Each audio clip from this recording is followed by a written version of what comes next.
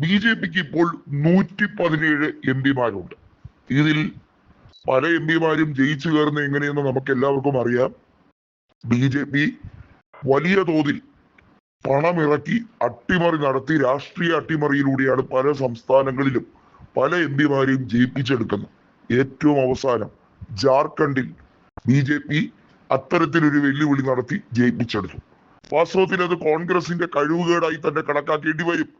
പക്ഷേ അതിനേക്കാൾ ഉപരിയായി പറയേണ്ടത്, ചർച്ച ചെയ്യേണ്ടത്, ബി ജെ പിക്ക് എവിടെ നിന്ന് ഈ പണം കിട്ടുന്നു? ഒരു രാജ്യസഭ MP എലക്ട് ചെയ്യാൻ MLA-മാർക്ക് കോടികൾ അവരുടെ അക്കൗണ്ടിലേക്ക് എത്തപ്പെടുന്നു എന്ന് രാഹുൽ ഗാന്ധി പറഞ്ഞത് ഗുരുതരമായ ആരോപണമാണ്. ഇതിനെതിരെ ഒരു അന്വേഷണവുമില്ല. ED-യോ കസ്റ്റംസോ ഇത്തരത്തിലുള്ള വിഷയങ്ങളുമായി അന്വേഷണം നടത്താറില്ല. തെരഞ്ഞെടുപ്പ് കമ്മീഷന് ഇതിനെക്കുറിച്ച് ഒന്നും അറിയില്ല. യാതൊരു വിധത്തിലുള്ള ഫോളോ അപ്പും ഇലക്ഷൻ കമ്മീഷൻ ഈ വിഷയത്തെ സംബന്ധിച്ച് ഇന്നേ വരെ ചരിത്രത്തിൽ നടത്താൻ ശ്രമിച്ചിട്ടില്ല എന്നുള്ളതാണ് സത്യം. 30 അംഗങ്ങളാണ് പ്രതിപക്ഷത്തുള്ള കോൺഗ്രസ് പാർട്ടിക്ക് ഉള്ളത്. അതായത് കോൺഗ്രസ് MP-മാരായി രാജ്യസഭയിലുള്ളത് നിലവിൽ ഇപ്പോഴത്തെ സ്ട്രെങ്ത് അനുസരിച്ച് 30 MP-മാരാണ്. ബി ജെ പിക്ക് 117 MP-മാർ.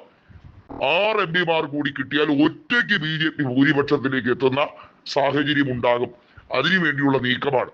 ബംഗാളിൽ നിന്നും ഉള്ള സീറ്റ് ഒഴിവിലേക്ക് വരുമ്പോൾ രാജ്യസഭയിലെ എണ്ണം വീണ്ടും വർദ്ധിച്ച് 125-ലേക്ക് കുതിക്കുമെന്നാണ് ബി ജെ പി നേതാക്കളുടെ അനുമാനം. പക്ഷേ അവിടെ തീരുന്നില്ല കാര്യങ്ങൾ. കാരണം ഉത്തർപ്രദേശിലും മറ്റുമൊക്കെ ഇനിയിപ്പോ നിയമസഭാ തെരഞ്ഞെടുപ്പ് നടക്കാൻ പോകുന്നു. പല സംസ്ഥാനങ്ങളിലെ നിയമസഭാ തെരഞ്ഞെടുപ്പിന് ശേഷം ഏതാനും ദിവസങ്ങൾക്കകം നടക്കുന്ന രാജ്യസഭാ തെരഞ്ഞെടുപ്പുണ്ട്. അങ്ങനെ 21ഓളം സീറ്റുകൾ പെട്ടെന്ന് പൊടുന്നനെ, അതായത് 2027 മാർച്ചോടുകൂടി നടക്കുന്ന നിയമസഭാ തെരഞ്ഞെടുപ്പുകളുണ്ട്. അങ്ങനെ വരുമ്പോൾ ബി ജെ പിക്ക് ആ തെരഞ്ഞെടുപ്പുകളിലെല്ലാം അട്ടിമറി വിജയം നേടിയെടുത്താൽ മാത്രമേ അത്തരത്തിലേക്ക് ഒരു സാഹചര്യം വരികയുള്ളൂ.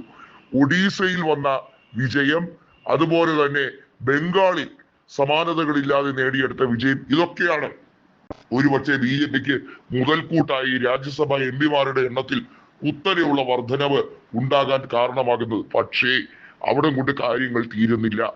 രാജ്യസഭയിൽ കേവല ഭൂരിപക്ഷം നേടിയെടുത്താലും ലോക്സഭയിൽ കേവല ഭൂരിപക്ഷം ഇല്ലാത്ത ഒരു സർക്കാരിനെ സംബന്ധിച്ചിടത്തോളം പല വെല്ലുവിളികളും മുന്നിൽ ഉണ്ട്.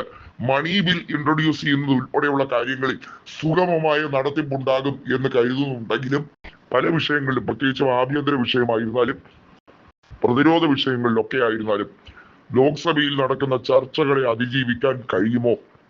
നിലവിൽ ബി ജെ പി ശ്രമിക്കുന്നത് കേവല ഭൂരിപക്ഷത്തിന് വേണ്ടിയല്ല, 2/3 ഭൂരിപക്ഷത്തോടെ ഭേദഗതികൾ നടപ്പിലാക്കാൻ വേണ്ടിയുള്ള പരമമായിട്ടുള്ള നീക്കമാണ്. അതായത് MP-മാരെ വിലയ്ക്ക് വാങ്ങുക, പ്രതിപക്ഷത്തുള്ള MP-മാരെ ചാക്കിട്ട് പിടിച്ച് അവർക്ക് കോടികൾ ഒഴുക്കി കൃത്യമായി കോൺഗ്രസിനെ വിഡ്ഢികളാക്കുക.